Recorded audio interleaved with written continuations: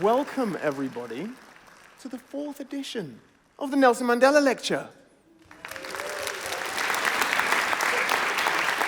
To introduce our next speaker, who is a man who kind of personifies the power of the arts, of culture, to connect, to fight injustice.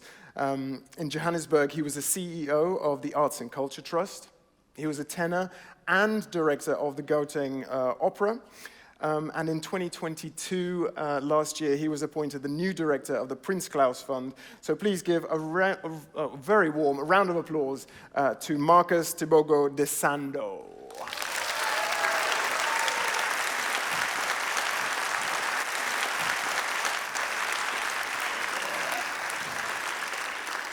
I would like to first start by thanking ZAM magazine for inviting me to come here. It's a very daunting position to be, and also to be the first speaker of an event of this nature.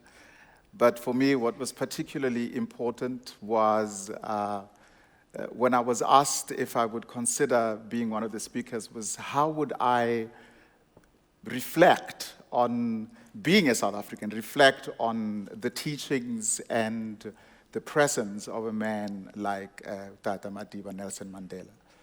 And so instead of looking for a very academic view of what we could all be talking about, his lessons, but rather look within and do something that I've never done before in my life, which is really talk about myself. I've never done it before, ever. But I thought I could really give you a little bit of an insight on a young man from South Africa who stands before you as a director of a global organization that is stationed within the Netherlands, like the Prince Claus Fund. I was born in a country that was defined by limitations. These limitations were ascribed in a number of different ways.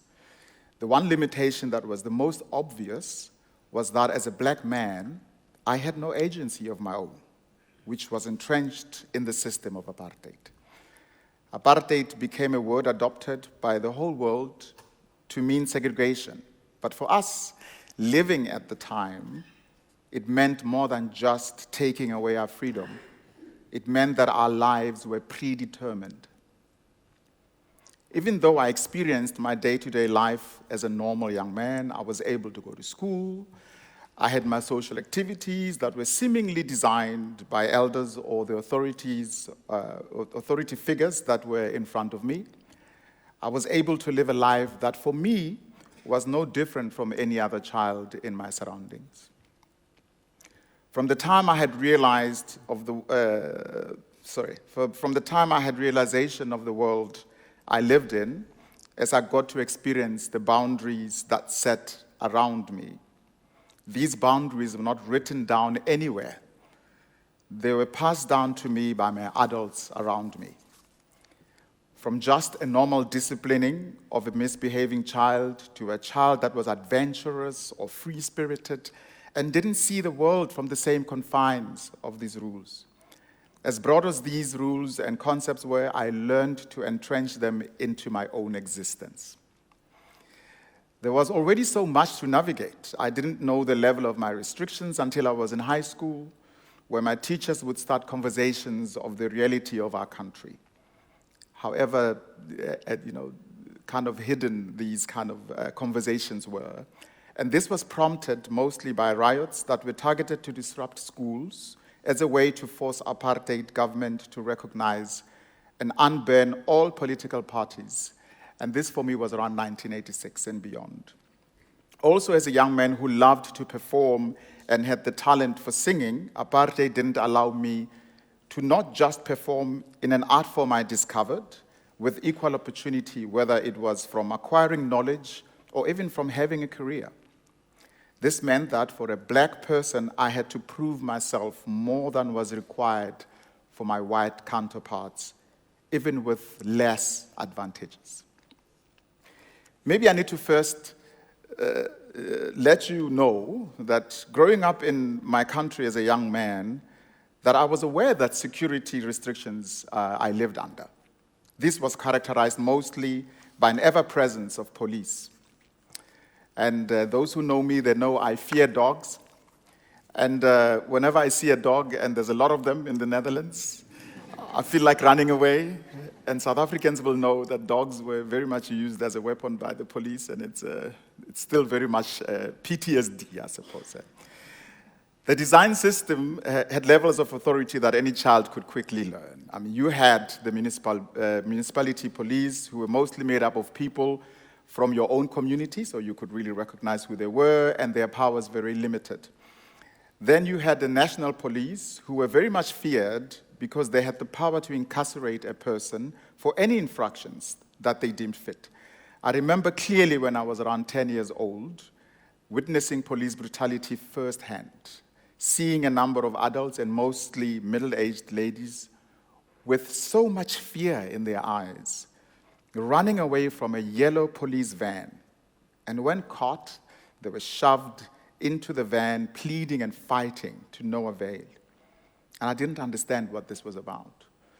And I only discovered later that they might have been arrested because they didn't have their passbooks, or that they didn't have the stamp in their passbook that allowed them to be there. These incidences, and there were much more that I could never really cover in the time allotted to me, were my introduction to the lack of freedom of my people. The realization that I do not have the autonomy to just walk to the white suburb and buy a cake, whether it was a birthday or anything, as it dawned on me. As I turned 16, I needed the passbook, the very same one that I saw people running away, not having. I was not free to choose my movement because the passbook, or what we call today ID, represented being in the system.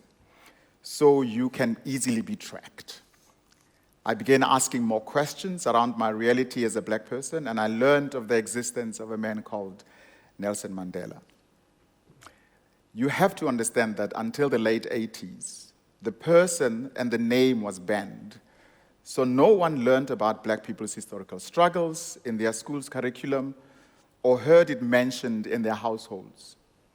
We didn't even know what he looked like. People were afraid of being revealed as sympathizers of the African National Congress or any of our freedom organizations, of which Mandela was one of the recognized leaders of, or terrorists, as they were branded at the time. Now, fast forward to when I was about to complete my matric year and the end of my high school career. The ANC was unbanned. Nelson Mandela was to be released. And as I mentioned, we really didn't know what he looked like. Before this, we had sneaked and contraband pictures of the man, and for most part, we didn't even know if they were really him or not. And it was really wonderful for us to see on the day that he was released that we could finally see the man himself. And as you can imagine, it was a moment of complete joy for us as people. With the country now released from the rule of apartheid, I still did not know how much agency I had in my life. But Mandela was now speaking to the world and all of us about our freedom and what that freedom means. Also because records were now at the time easily accessible or shared, so were the transcripts from his trials where he was recorded as saying one of many quotes, and I quote, "I do not believe, of course, that the government was in any way sincere in saying it was part of government policy to extend autonomy to Africans," unquote. That word autonomy stuck to me. This gave me the courage to pursue my career as a singer and made it possible for me to rise within the ranks with very little fear of being discouraged or even denied. There's lots of stories about that, but that's for another day. Autonomy to me is not an intangible word. It is a state of mind beyond the definition on any dictionary. It means that I have the freedom to dream, imagine, decide, and live the life I see possible without having to ask for permission or even consider how I would be perceived. Autonomy means I can, as a black person, black man from a country that was so curtailed by a horrific system of oppression, pursue and live my true self. And for me, that is what Mr. Mandela kept reminding us of and continues to do so even today. So we can walk, talk, and feel that what we are and contribute to the world comes from a spirit that is always going to be flying high. We were now free to pursue whatever we wanted as a people, and that there were no restrictions on what our future could be. You have to know that for a man who was first a myth to us growing up, and now to hear him directly and see him advocate for autonomy for us as people, and seeing him challenge oppression and win, his actions as a South African makes me celebrate all of who we are every day. So having moved to the Netherlands almost a year ago, I find that the lessons and words of our father, as we affectionately refer to him as Utata, a term from the language Xhosa, one of our languages in South Africa, are constantly affirmed, and in some instances challenged, even for us.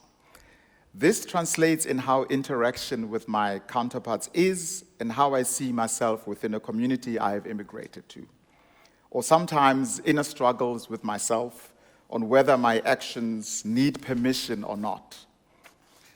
I'm even more aware of why it is important to possess this concept that could seem to be taken for granted by the North and the West. Autonomy, for me, this word, means I can be a South African in a foreign land and still seek to represent what shaped me. Accept that being different is not a sign of dissension, but of retaining one's identity and freedom just to be. I'm very grateful, not just for the teachings through example of such a man as Nelson Mandela, who even when you are fortunate enough to meet him, and I was one of those people that was fortunate enough to not just meet him, but also perform for him, so twice, so I felt quite honored. Instead of demanding reverence from you, he took the time to say always a few words. And I quote, this is what he said to me, I remember it very clearly. Now is the time that you own the world and that you are just as worthy. I'll never forget that. Yeah, thank you. That even if you find yourself in another country, that you still feel that your connection with your past is what gives you the freedom to conquer the world.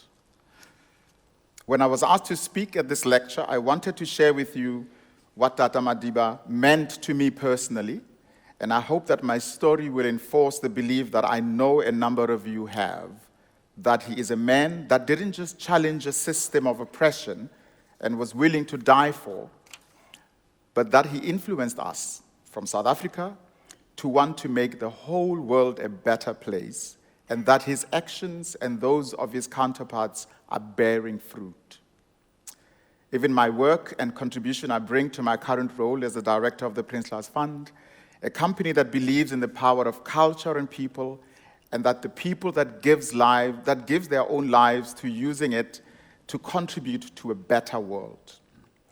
At Prince Claus Fund, we do this continually advocating for unrestricted unrestricted investments to our beneficiaries, and we do not dictate to them how they need to use the grants that they receive from us, and are open to learn from them daily on how we can positively contribute to the world that we live in, and that we can afford them to be positive contributors to the work that they do.